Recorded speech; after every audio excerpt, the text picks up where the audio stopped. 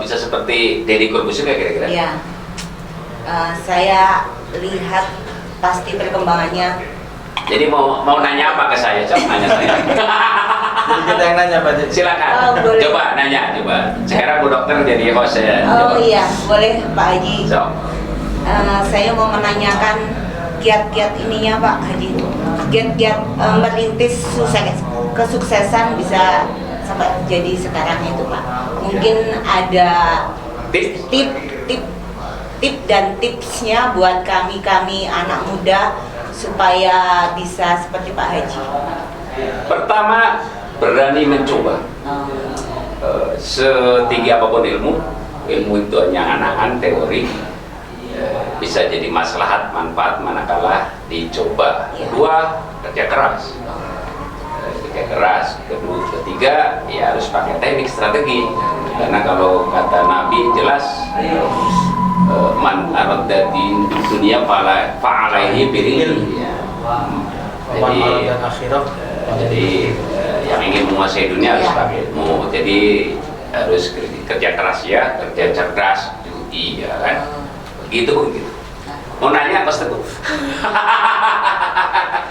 Santai aja. Pertanyaan mungkin banyak Pak Haji kalau. Ya udah, dua itu mau nanya saya apa? Satu aja mungkin. Apa? Tadi kan kalau Bu Dokter mau kiat-kiat Pak Haji ya. Kalau saya mungkin lebih ke strategi Pak Haji. Karena strategi kan mungkin beda-beda ya. Mungkin Pak Haji juga bisa menyampaikan, bisa tidak, karena strategi ada rahasianya. Mungkin strategi untuk mencapai suatu keinginan yang tercapai itu Pak Haji. Jadi gini, hidup tidak berkembang kalau tidak mengevaluasi, kan strategi. Betul. Terus mengevaluasi, berarti pada saat kita melakukan sesuatu terus ada nggak benar kan kita evaluasi, kenapa sih gitu kan? Betul. Begitu evaluasi berarti berubah.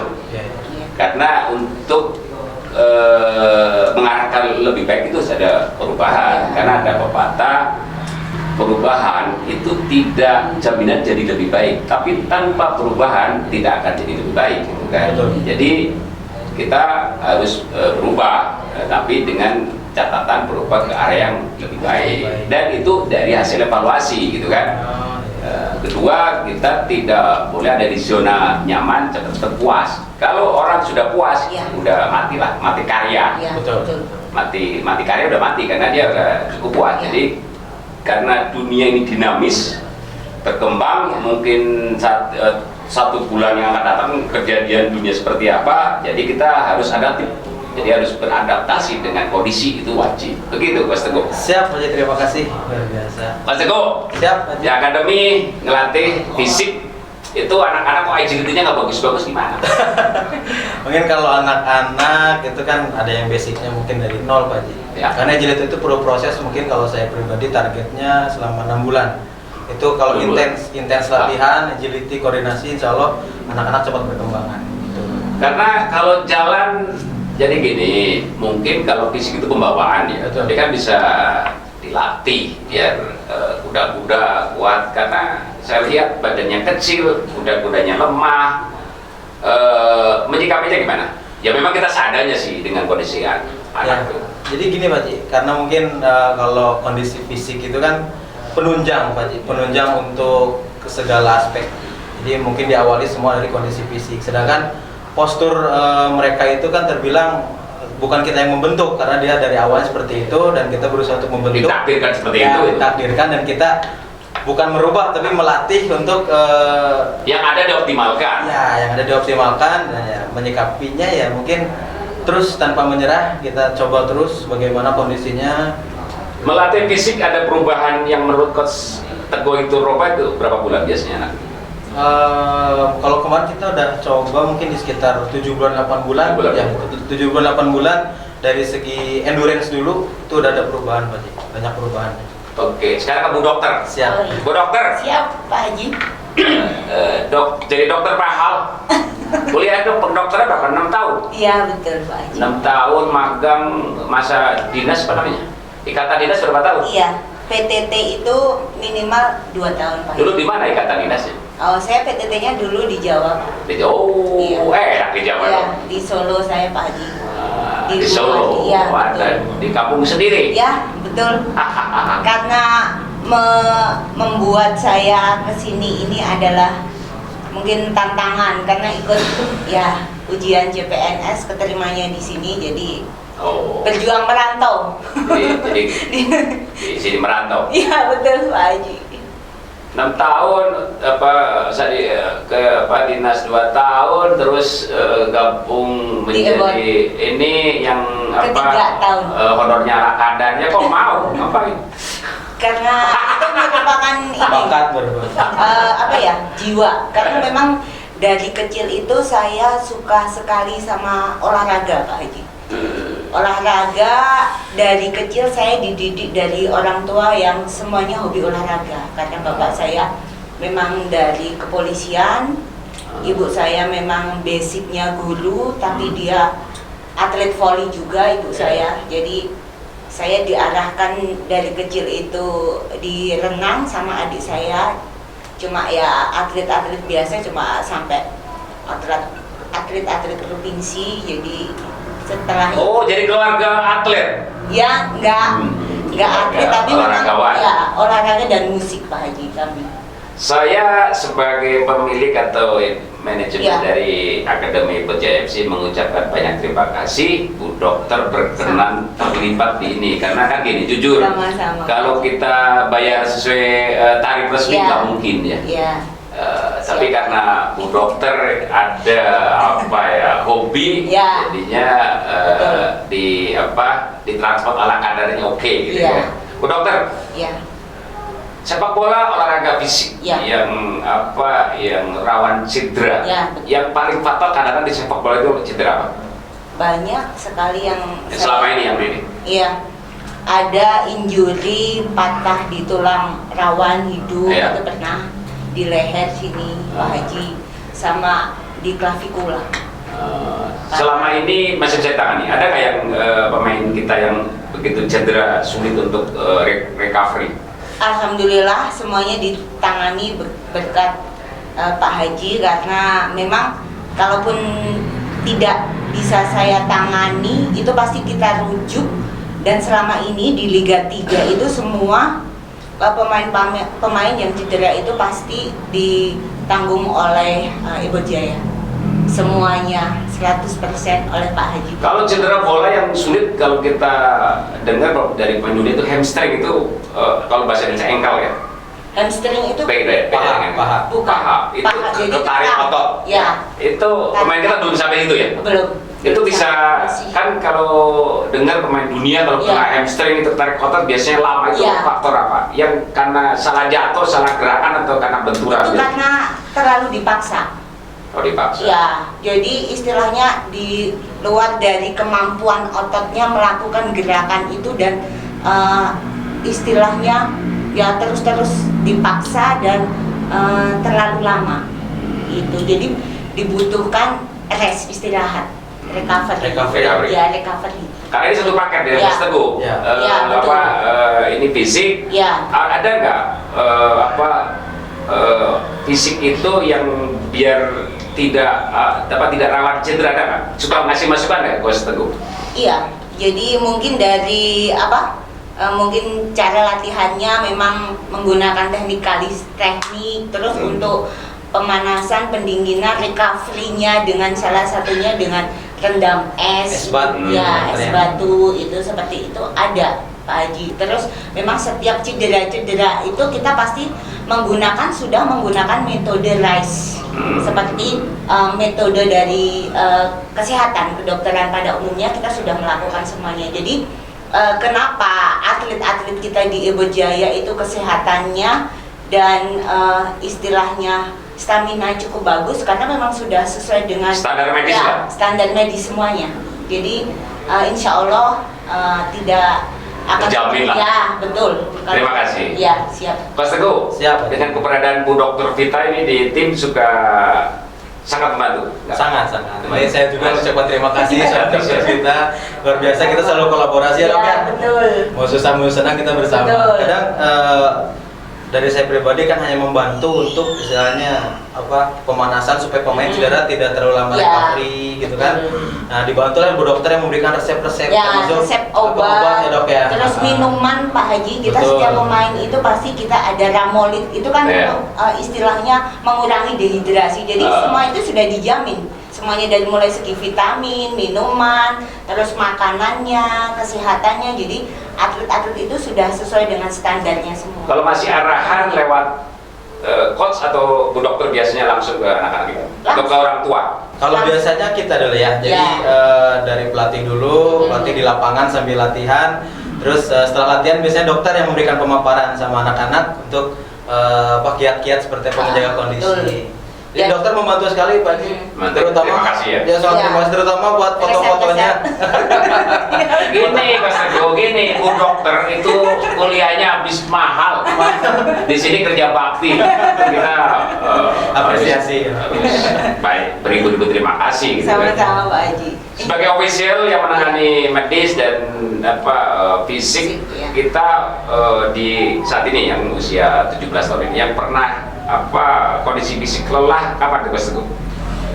Pertandingan apa? Fisik lelah itu waktu kegiatan pertandingan Suratin ya, waktu di betul. Bekasi Pak Haji. Iya, itu dengan jadwal pertandingannya itu kan one day ya. Jadi satu hari pertandingan, besok pertandingan. Nah, kondisi anak-anak itu sangat drop, kemudian yang cedera banyak dan juga susah berarti. Iya, betul sekali. Itu untuk pemulihan staminanya Pak Haji, kita harus memang benar-benar meramu dari mulai minumannya, makanannya, istirahatnya.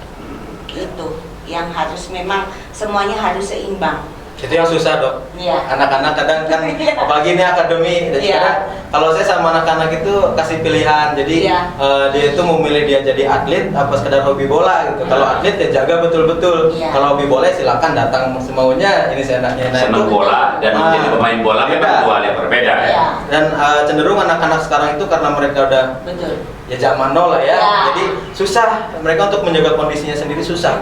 Itu tantangan kita. Apalagi mungkin malam main game gitu. Nah, itu dia. HP, jadi godaannya itu jauh lebih berat anak-anak sekarang Pak Haji daripada zaman saya dulu. Untuk menjadi seorang atlet itu dari segi minuman, makanannya, dari segi HP dan lingkungan yang mendukung itu banyak sekali godaannya. Jadi kalau belum ada game ya? Ya betul, online. Game congklak.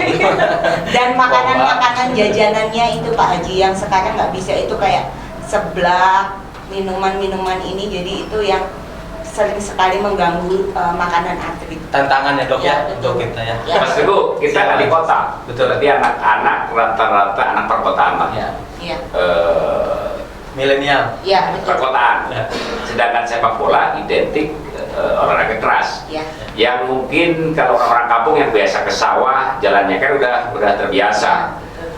Ini anak-anak kota termasuk manja nggak menurut kalau menurut saya sangat termasuk manja Pak. Karena awal-awal pertama saya memberikan teori latihan tentang bicycle, itu mereka betul-betul manja. Kadang sampai kalau udah tahu jam saya ngelatih, mereka nggak datang Pak Haji. Karena wah kayaknya berat latihannya. Karena Coach Teguh itu termasuk coach yang paling galak di akademi gitu kan. Apa ya Pak Haji? Iya. Disiplin. Saya nggak ngerasa galak. Jadi gini, disiplin itu identik orang kan galak, tapi kan galaknya yang terukur. Dalam arti kata untuk mendisiplinkan, karena kalau anak sulit disiplin kesannya galak. Jadi anak-anak agak sedikit manja gimana Pak?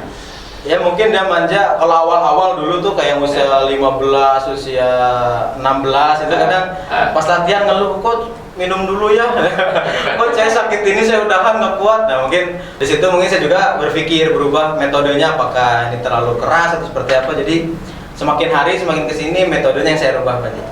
Porsi latihan untuk menunjang fisik yang prima itu kan kadang-kadang berat. Orang tua suka ada yang protes nggak Mas Teguh? Nah luar biasanya di Epot Jaya ini semua orang tua, bahkan kadang habis latihan ada yang WA Pak Ji, ada yang WA, terima kasih anak-anak tidurnya jadi lebih awal. Mungkin kecapean, bagus, mereka begadang ya. Nah, jadi anak-anak tidur lebih awal, nah mereka kecapean, jadi bagus untuk recovery juga Dok ya buat tidurnya. Ya kalau enak kalau habis olahraga tidurnya lebih awal, berarti jadi seger ya. Iya. Betul. Jadi tapi anak latih tidur awal, kalau coachnya tidurnya malam. Bahkan coachnya nggak pernah tidur, Pak. Tidurnya siang sebelum latihan. Ya itu Pak, jadi anak-anak mungkin itu juga berkaitan sama cooling down-nya Pak Ji. Oh, Cooling down-nya, pendinginannya. Kalau pendinginannya nggak sesuai, dia bukannya enak tidur malah susah tidur karena badannya pegal-pegal. Gitu. Coach Teguh ngaku orang Kebumen KW, Kebumen asli. Oh asli Pak Ji, ada KTP. Saya kelahiran Kebumen asli Pak Ji. Jadi Mien Bandung tahun kapan? Kulo teng Bandung tahun 2000. Kang Ewu. Oke, Umur berapa tahun? 4 tahun. Oh, 4 tahun. Tahun 96 Pak Ji. Berarti bahasa Jawa nggak terlalu hafal lah tuh. Apal kulo. Lah, 4 tahun. Sehari-hari di rumah, di rumah. ibu, keluarga semuanya pakai bahasa Jawa. Tapi sekolah SD SMP Bandung. SD, SMP semuanya di sini pendidikan. Oh, makanya bahasa sudah lancar.